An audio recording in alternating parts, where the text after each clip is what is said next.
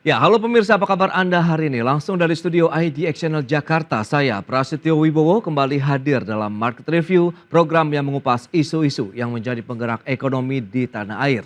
Live streaming kami bisa Anda saksikan juga di idxchannel.com. Dan pemirsa, langsung saja kita mulai Market Review selengkapnya.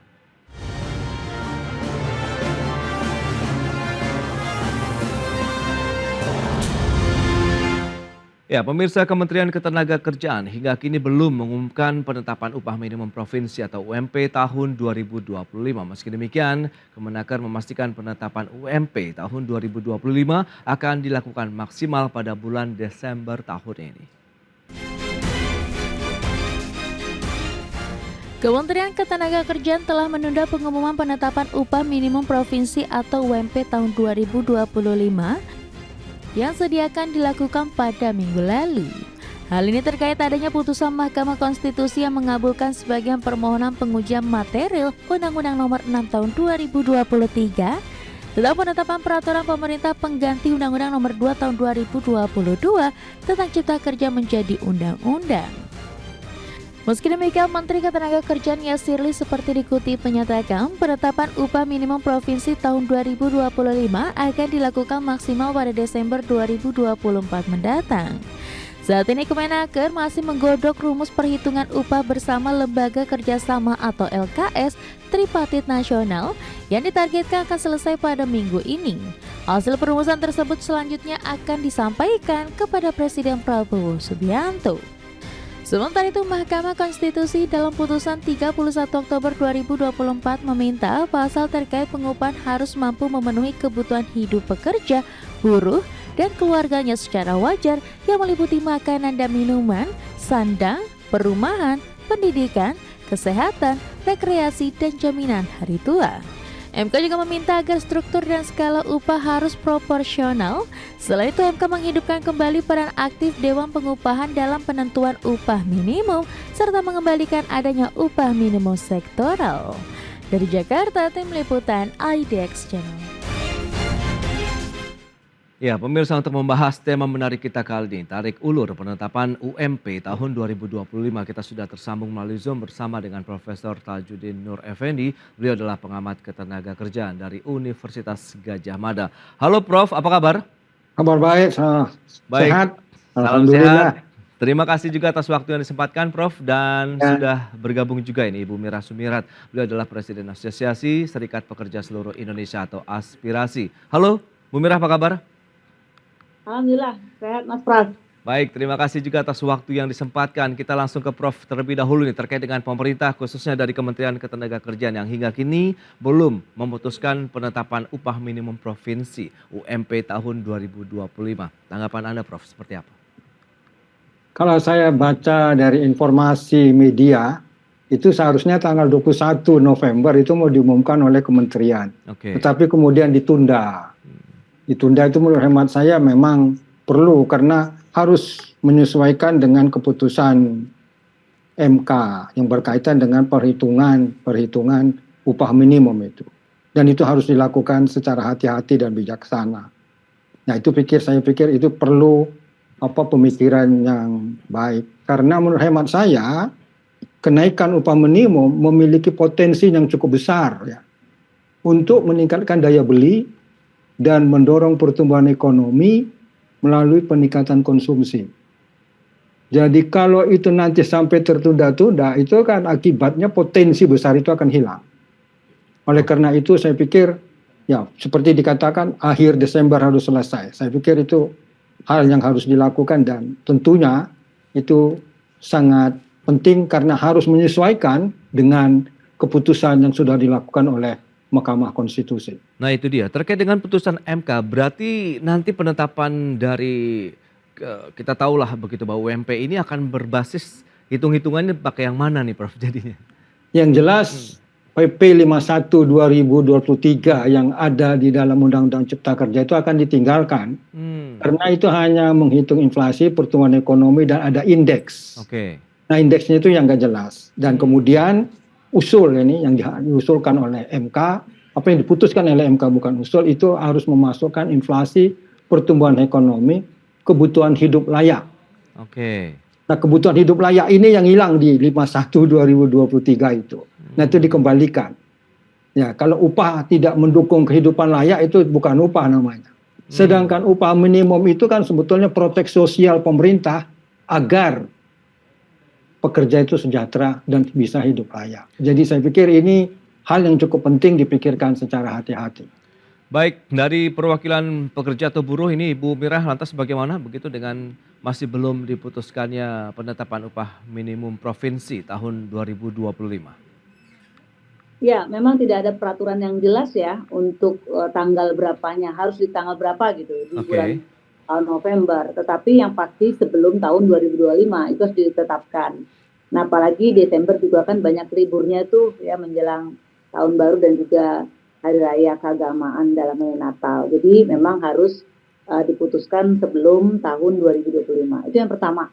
Lalu yang kedua, meskipun sebelum ada putusan gonjang-ganjing GR di Mahkamah Konstitusi terkait dengan Undang-Undang Omnibus Law Cipta Kerja, kebiasaan juga memang pemerintah selalu kayak gini setiap tahun gitu untuk menetapkan UMP selalu tarik ulur gitu ya. Jadi banyak dalam tanda kutip terutama bagaimana kepentingan pelaku usaha dan juga kepentingan serikat pekerja untuk sama-sama diakomodir lah. Tapi kalau mau fair sebenarnya kan kita sudah sama-sama tahu bahwa dampak Undang-Undang Omnibus Law Cipta Kerja itu yang awalnya dalam tanda kutip ya memiliki keinginan untuk supaya tercipta adanya investasi yang banyak itu atau terserapnya lapangan pekerjaan dan pertumbuhan ekonomi yang bagus, ternyata kan kita sudah sama-sama tahu bahwa keberadaan Undang-Undang Omnibus Law Cipta Kerja juga tidak juga mendongkrak daya beli, malah merendahkan daya beli, kemudian juga tidak juga meningkatkan penciptaan lapangan pekerjaan. Ada penciptaan lapangan pekerjaan, tapi itu investasi padat modal, tidak padat karya. Nah, dan itu juga dibuktikan dengan adanya muncul keputusan Mahkamah Konstitusi di kemarin itu yang mengakomodir permohonan daripada kawan-kawan serikat pekerja. Itu salah satu bukti bahwa memang Undang-Undang Omnibus Law Cipta Kerja ini bermasalah gitu loh. Dan bukan kali ini aja, di tahun 2020 lalu kan sudah ada keputusan MK GR terkait dengan uji formil. Tetapi kan saat itu pemerintah tidak, dalam tanda kutip ya, tidak mengeksekusi keputusan Hakim Mahkamah Konstitusi, yaitu untuk direvisi selama diberikan waktu 2 tahun, direvisi gitu, tapi malah dimunculkan Perpu. Nah, saya khawatir harapan saya nih Pak Prabowo nggak ikut-ikutan pemerintahan yang dulu mengeluarkan Perpu gitu ya. Harapannya segera dieksekusi aja, salah satu putusannya juga kan untuk membuat undang-undang baru. Nah, kembali lagi kepada penetapan UMP ini, saya mendapat informasi di Lembaga Kerjasama Tripartit Nasional itu kawan-kawan LKS Litnas juga dalam tanda kutip gitu ya saling bersih tegang juga ketika kawan-kawan buruh mengusulkan di angka 10% gitu, kemudian pemerintah Kementerian Tenaga Kerja 5%, tapi ini yang luar biasa, pelaku usaha malah mengusulkan 0,1 tuh dia masih menggunakan koefisien nilai tertentu tadi. Nah, padahal di putusan MK itu kan sudah nggak berlaku PP 51, tapi pengusaha masih bersikeras menggunakan itu. Gitu. Ya, menarik kalau kita bicara mengenai tarik ulur terkait dengan nilai-nilai yang akan diterapkan begitu untuk penetapan UMP 2025. Sebaiknya seperti apa? Nanti kita akan bahas lagi di segmen berikutnya. Prof. Tajudin dan Ibu Mirah, kita akan jeda dulu sebentar. Dan pemirsa pastikan Anda masih bersama kami.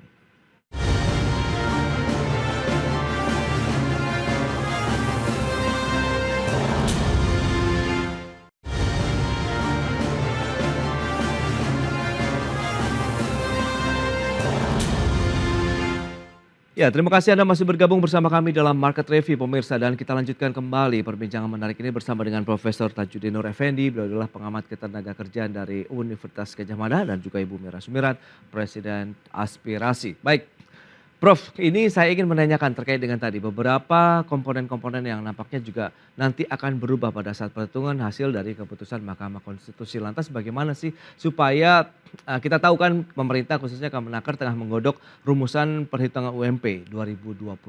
Nah, ini apakah memang cukup sulit menentukan titik temunya nih antara pelaku usaha, kemudian juga pekerja atau buruh atau bagaimana nih Prof? Cara teoritis sebenarnya upah buruh itu memang harus naik setiap tahun. Karena upah itu harus disesuaikan dengan inflasi. Kalau tidak disesuaikan dengan inflasi, nilai upah buruh itu akan turun. Oke. Jadi komponen utama yang paling penting di dalam perhitungan upah minimum ini adalah inflasi. Nah, inflasinya berapa sekarang? Saya coba membuka yang ada itu rata-rata di antara 2 sampai 2,5%. Oke. Nah, kalau melihat inflasi maka upah buruh setidaknya naik 2,5%. Tapi kalau 2,5% itu tidak naik namanya, hanya menutup kenaikan dari inflasi. Nah, sebaiknya itu dinaikkan di atas inflasi agar tadi itu pekerja atau buruh mempunyai daya beli. Dan juga harus itu di atas garis kemiskinan. Kebutuhan hidup layak itu dihitung biasanya dengan garis kemiskinan. Jadi pertama dihitung dulu inflasi, inflasinya berapa, kemudian berapa besarnya ini, itu harus disesuaikan dengan kebutuhan hidup layak. Kebutuhan hidup layak itu garis kemiskinan. Nah, garis kemiskinan itu, ya ini yang sekarang mungkin menurut hemat saya sedang dicari itu. Karena kalau upah buruh di bawah garis kemiskinan, itu namanya, ya mereka tidak akan bisa hidup layak. Oleh karena itu harus dicari garis kemiskinan dulu, dan di tiap-tiap daerah kelihatannya itu berbeda garis kemiskinan yang biasanya dikeluarkan oleh BPS. Juga dulu Dewan Pengupahan Nasional berusaha untuk membuat garis kemiskinan yang dibutuhkan untuk upah minimum ini. Nah, jadi ada 3 hal yang tadi saya katakan, inflasi, kebutuhan inflasi, kemudian pertumbuhan ekonomi, dan garis kemiskinan. 3 ini sebetulnya yang harus ada di dalam perhitungan itu. Dan kemudian pertimbangan-pertimbangan lainnya tentunya harus ada. Pertimbangan lain misalnya, kondisi ekonomi sekarang seperti ini. Perusahaan banyak yang lagi kolaps, PHK di mana-mana. Ya, itu perlu juga dipertimbangkan.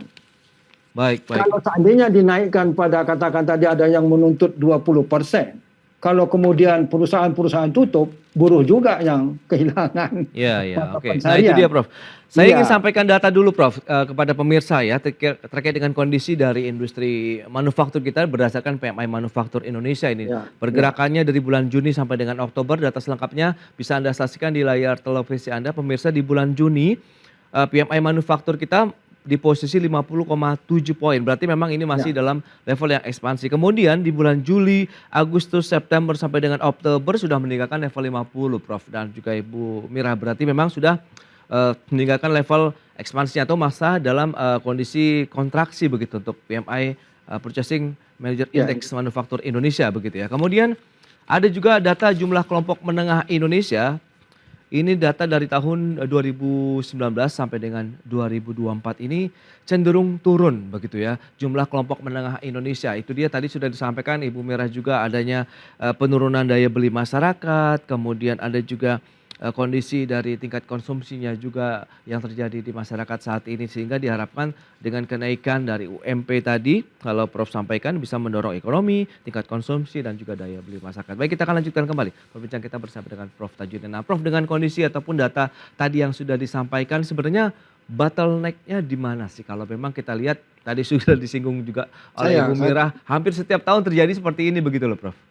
Ya, titik keseimbangan upah yang mementingkan kesejahteraan pekerja juga menimbang seperti tadi itu indeks performance manufacturing yang terus menurun karena mereka kehilangan pasar. Pasarnya dalam negeri karena daya beli menurun, juga pasar luar negeri karena berbagai macam politik global di sana terjadi. Nah, ini yang perlu diperhatikan secara hati-hati. Harus dirancang dengan hati-hati dan penuh kebijaksanaan agar menciptakan keseimbangan itu tadi. Nah, antara peningkatan kesejahteraan buruh, ya kan, juga harga ada pertumbuhan ekonomi, dan pertumbuhan ekonomi yang berkelanjutan. Nah, ini yang saya pikir tentunya Dewan Pengupahan, buruh, serikat buruh, kemudian industri. Nah, ini harus titik keseimbangannya di mana? agar juga tidak terjadi terutama secara nasional itu terjadi katakan krisis yang enggak itu ya. Jadi menurut hemat saya kalau tadi katanya Ibu itu ada mau minta 20%. Nah, bagaimana merhitungnya itu? Bagaimana kehati-hatiannya itu? Jadi jangan mementingkan hanya katakan buruh, wah kami mau naik 20%. Tapi kan ini juga kita memikirkan kepentingan usaha yang sekarang indeks manufacturing performanya itu menurun di bawah normal. Akibat daripada pertanian pasar menurun di dalam negeri kedaya beli menurun. Tetapi di dalam negeri juga ada keterbatasan akibat perang dan sebagainya itu. Nah ini kehati-hatian kebijaksanaan ini perlu ditimbangkan agar menjadi ketitik seimbangan yang semuanya dapat kalau dalam bahasa anunya win-win solution. Win-win solution ini dia, Prof. Nah, Ibu Mirah, lantas bagaimana dari sisi pekerja Anda melihat begitu? Apakah memang tarik ulur ini karena kepentingan yang berbeda dan bagaimana juga dengan kebutuhan yang berbeda atau Anda melihatnya memang akhirnya cukup alot begitu? Tadi kita udah perhatiin tuh data dari 2019 sampai 2024 makin turun dan juga baik industri maupun juga kelas menengah. Salah satu yang faktor utama penting dampak daripada itu adalah karena politik upah murah. Dari data yang kami miliki dari 2020 sampai 2024 bisa dibayangkan kalau rata-rata skala secara nasional kenaikan upah itu hanya 3%. Sedangkan harga pangan saja sampai 20%. Di mana kami malah di tahun 2021 kenaikan upahnya itu di 1, sekian persen di bawah inflasi, bisa dibayangin. Padahal harga pangan 20%, tapi naik upahnya 3%. Logika mana coba? Bagaimana menghitung orang-orang ekonomi ini kalau kayak gini dari menghadapi data seperti ini? Makanya kenapa angka 20% itu, Prof, itu bukan angka dari tiba-tiba ujuk-ujuk dari langit. Enggak. Kami juga punya hitungan yang cukup kuat dan bisa dipertanggungjawabkan untuk itu. Menggunakan pertumbuhan ekonomi, yes. Menggunakan angka inflasi, yes. Tapi bagaimana mungkin kita menghitung angka untuk tahun depan, tapi hitungan rumusnya tahun sekarang kan nggak boleh dong, nggak fair. Maka dari itu kami menghitungnya adalah menggunakan proyeksi inflasi yang akan datang maupun inflasi yang sekarang dan proyeksi pertumbuhan akan datang maupun yang sekarang dan komponen hidup layak sesuai dengan keputusan Mahkamah Konstitusi. Nah, komponen hidup layak itu ada 60 item KHL. Meskipun kawan-kawan buruh memiliki 64 komponen hidup layak, tapi kami menggunakan 60 item KHL. Nah, untuk ketertinggalan tadi dari sekian tahun 2000 sampai 2024 kita sudah minus, maka mau nggak mau pemerintah harus menaikkan itu. Nah, kenapa daya beli rendah tadi? Kenapa tadi pada turun gitu ya? Karena upah murah dan satu sisi masyarakat itu karena pendapatannya rendah, maka dia membeli produk yang melalui online yang murah-murah itu melalui TikTok dan lain sebagainya. Yang notabene barang itu dari impor. Sedangkan barang yang hasil domestik yang produksi dalam negeri tidak terbeli, tidak terserap dengan baik karena tadi pendapatan masyarakat kita rendah. Bu Mirah, untuk menaikkan upah yang tinggi ini kan untuk juga mendongkrak kawan-kawan pengusaha juga.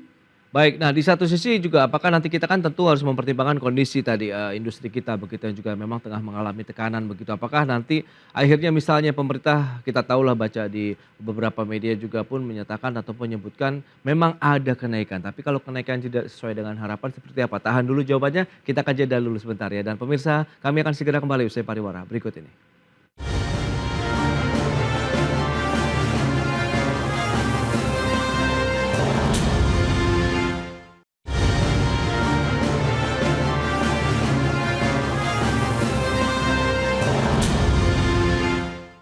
Ya, terima kasih Anda masih bergabung bersama kami dalam Market Review. Baik, kita akan lanjutkan kembali. Ibu Mirah, lantas bagaimana kalau memang pemerintah sudah menyebutkan ada memang kenaikan dari UMP untuk tahun 2025, tapi misalnya tidak sesuai dengan harapan ataupun tuntutan dari pekerja atau buruh sendiri, bagaimana Anda ke depannya?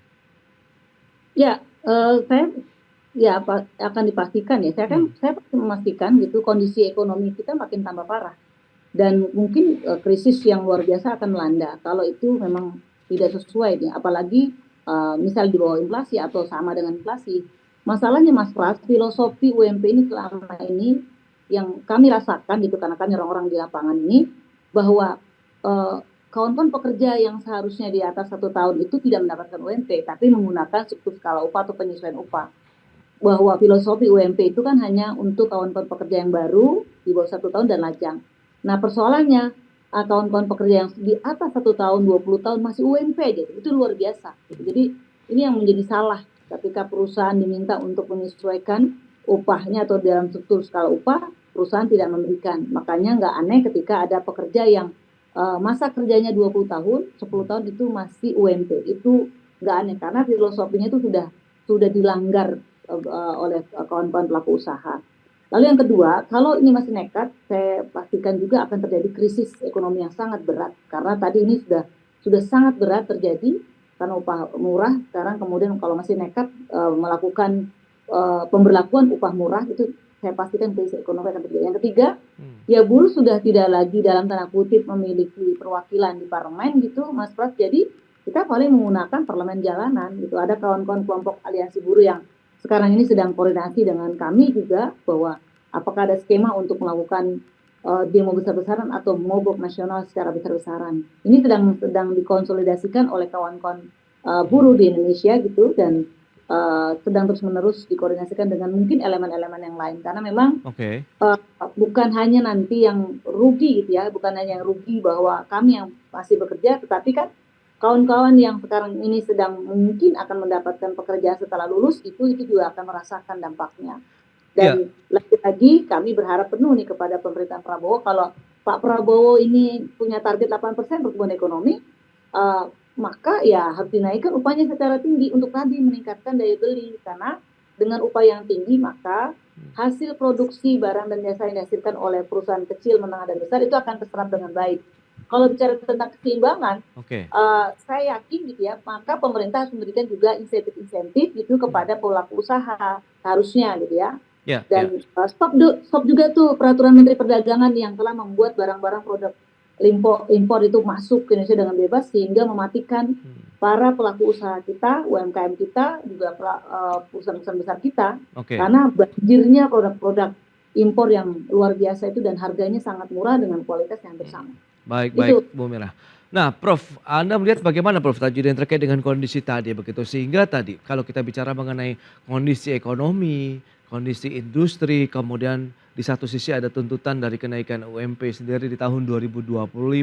Anda melihat proyeksinya ke depan begitu, meskipun ada kenaikan cukup reliable tidak sih dengan kondisi saat ini, Prof? Jadi sebenarnya yang kita ributkan kan upah minimum. Upah minimum itu kan sebenarnya di dalam Undang-Undang Cipta Kerja hanya berlaku bagi mereka yang bekerja 1 tahun ke bawah. Ya. Tapi di dalam praktek itu tadi seperti kata Bu Mira, semuanya dipukul upah minimum. Yang seharusnya pemerintah itu menyiapkan skala upah atau sistem pengupahan nasional. Jadi pegangan bagi mereka yang tidak di bawah 1 tahun. Jadi yang 1 tahun ini kan untuk pekerja yang baru masuk 1 tahun. Itu jumlahnya kalau kita hitung-hitung itu relatif tidak begitu besar dibandingkan dengan pekerjaan yang lain. Tapi ketidakmampuan perusahaan untuk membuat skala upah sesuai dengan, pertama yang sangat penting menurut hemat saya, pertama adalah keterampilan, pendidikan dan pengalaman ini tidak dimasukkan ke dalam upah. Upah minimum itu hanya masuk kepada yang sebetulnya 1 tahun. Yang untuk upah berikutnya ini harus dimasukkan adalah tadi keterampilan, pengalaman, dan juga mungkin macam-macam lagi yang harus dinaikkan itu. Nah, yang kita ributkan ini dari tahun ke tahun sebenarnya hanya untuk mereka yang bekerja di bawah 1 tahun. Tetapi bagi mereka yang bekerja di atas 1 tahun itu tidak pernah kita sentuh. Hal itu yang sangat penting. Makanya di dalam beberapa saya wawancara saya melakukan, pemerintah harus membuat sistem pengupahan nasional bagi para pekerja. Mengapa saya katakan begitu? Kalau tidak ada sistem pengupahan nasional, itu akan muncul ketidakadilan. Sekarang terjadi di BUMN, gajinya berbeda dengan pegawai negeri biasa, di perusahaan ini gajinya beda. Jadi karena tidak ada sistem pengupahan nasional, ini yang menyebabkan setiap tahun kita ribut dengan upah minimum. Sedangkan upah minimum itu hanya mungkin proporsinya di bagian tenaga kerja kita tuh hanya berapa persen? Katakanlah 10%. Hanya yang 90% kan ini yang membutuhkan skala upah nasional ini. Oke. Ini yang tidak ada. Nah, ini tidak ada pegangan. Nah, Tapi jadi kalau kalau kita bisa, ya, kalau kita punya nanti itu pemimpin sistem pengupahan nasional, yang kita bicarakan bukan upah minimum. Yang kita bicarakan ya kenaikan upah rata-rata untuk seluruh pekerja. Seperti katakan kemarin, hakim menuntut itu 12 tahun dia tidak naik. Kemudian dinaikkan 40% kenaikan upah gajinya. Hal-hal yang seperti ini. Nah, ini belum ada. Sebetulnya kita sudah punya. Ada namanya kita data klasifikasi jabatan pekerja di Indonesia. Klasifikasi jabatan ini sebetulnya itulah dasar untuk menyusun skala upah nasional. Tapi sampai sekarang upaya itu tidak dilakukan. Jadi yang kita ributkan selalu upah minimum. Sedangkan upah yang pekerja di bawah, di atas 1 tahun, kita tidak pernah pikirkan. Baik. Terakhir Prof, bagaimana Anda melihat ke depan begitu terkait dengan penetapan upah di Indonesia lah begitu dengan kondisi yang terjadi beberapa tahun terakhir? Ini saya nggak menyinggung skala itu ya, karena itu belum pernah. Yang bicara upah minimum ya segera dinaikkan sesuai dengan inflasi, pertumbuhan ekonomi, dan tentunya juga memikirkan kepentingan industri. Industri kalau ditekan terus, saya khawatir mereka meninggalkan Indonesia. Karena banyak industri yang sudah menuju ke Vietnam. Sedangkan sekarang kita mengundang investasi untuk masuk, mereka juga belum masuk-masuk. Karena tadi ada masalah-masalah yang cukup serius di dalam investasi kita di Indonesia, sistem investasi kita di Indonesia.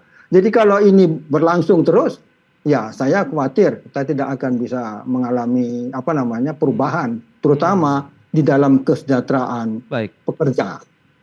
Oke, itu dia tanggapan yang menarik Prof, kalau kita cermati bahwa Indonesia memang harus duduk bersama kembali dan semoga win-win solution begitu akan diterapkan oleh pemerintah ya Bu Mira ya, sehingga akan juga membuat everybody happy lah begitu terkait dengan UMP, dan yang paling utama tadi penetapan selain UMP begitu gaji dari pekerjanya sendiri yang mungkin di luar klasifikasi dari penerima UMP di tahun 2025 mendatang. Prof Tajudin, terima kasih banyak atas kehadiran, analisis yang sudah Anda sampaikan dan informasi yang sudah diberikan Bu Mira kepada pemirsa IDX Channel. Selamat melanjutkan aktivitas Anda kembali. Salam sehat Prof Tajudin, Bu Mira, terima kasih. Terima kasih.